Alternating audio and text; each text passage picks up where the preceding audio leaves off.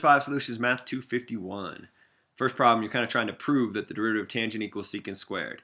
And all you're allowed to use is the quotient rule and the fact that tangent is sine over cosine, derivative of sine is cosine, derivative of cosine is negative sine. And I guess you'll need the Pythagorean identity too. So the way you do that is you say, okay, the derivative of tangent,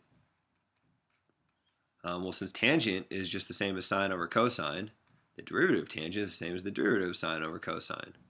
I can figure out the derivative of the sine over cosine by using the quotient rule. Maybe I'll even,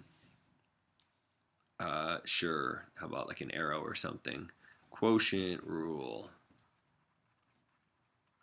Playing the role of f in my quotient rule is sine of x, and playing the role of g is cosine of x. So f prime, as it states right here, is cosine of x, and g prime, as it states right here, is negative sine of x. So I use the quotient rule, and I get that this is equal to, let's see, f prime cosine of x times g cosine of x minus g prime negative sine of x times f sine of x, all divided by g cosine of x squared. But let's see, from here, I can say that's really just cosine squared x plus sine squared x divided by cosine squared x. And sine squared plus cosine squared is just 1. That's the Pythagorean identity. So I get that this is just equal to 1 over cosine squared x, which is true, but that's not what I want to show. I want to show it was equal to secant squared. Fortunately, 1 over cosine is secant, so this is equal to secant squared x. And we'll check if you want. Fine. So something like that was what I was going for in the first one. It was really just for an excuse for me to ask you questions throughout the rest of the problem that involved tangent, because I've told you the derivative of tangent is secant. So what you're going to do now is a whole lot of chain rule stuff. Figure out some derivatives. This first one here, there's an easy way and a hard way. Or there's a clever way and an intense way. Option 1. This is equal to the derivative of 1 minus, let's see, tangent is sine over cosine times cosine for this cosine, and then I want this whole thing to get squared, and then I want the square root of all that stuff. Maybe I'll leave it as a square root for now. What I'm saying is tangent times cosine is sine over cosine times cosine, but wait a minute, that cosine and that cosine cancel out.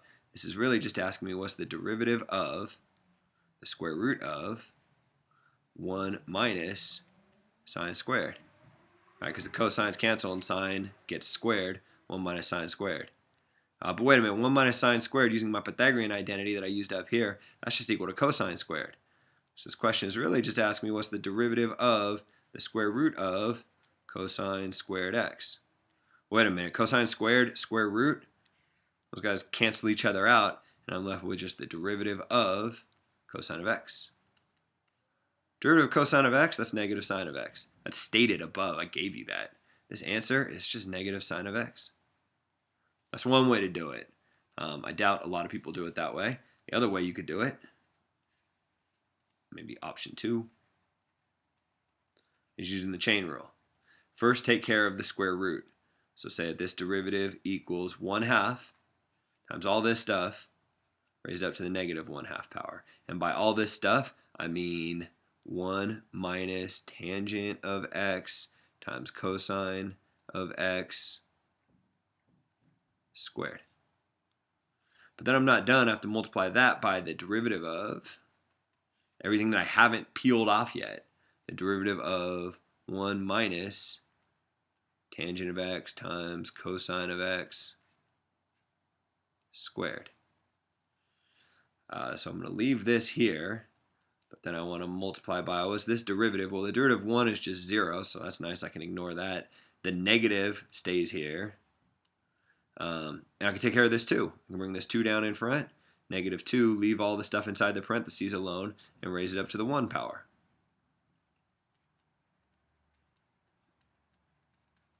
I'll write to the 1 power here, even though it's kind of dumb to write it to just really emphasize that I'm using the power rule there.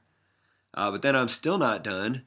I have to multiply that by the derivative of tangent of x times cosine of x. So what I get for my final answer is what I originally had here times what I have right here times the derivative of tangent times cosine. Well, I'm going to have to use the product rule there. The derivative of tangent is secant squared. Leave the cosine alone. And then add to that, derivative of cosine is negative sine. So instead of adding negative sine, I'll just subtract sine times tangent. So my final answer, should I rewrite this whole thing? Sure, why not?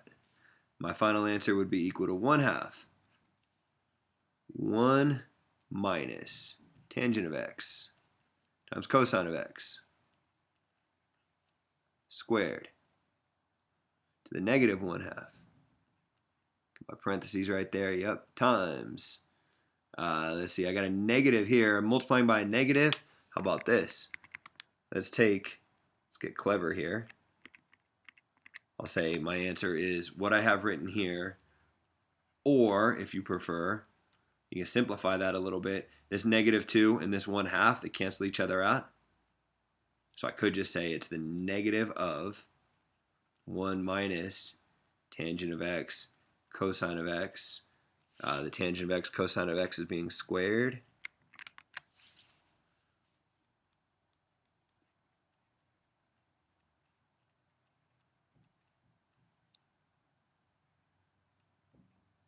And that's raised up to the negative 1/2 power.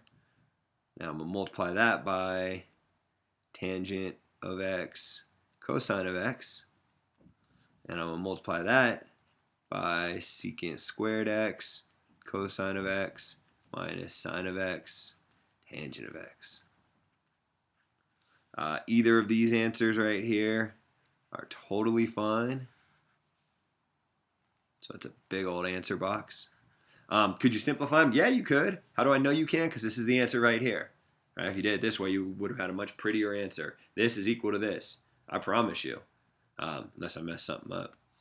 Go through and simplify this forever and you'll get this answer. Anyways, moving on. This problem here.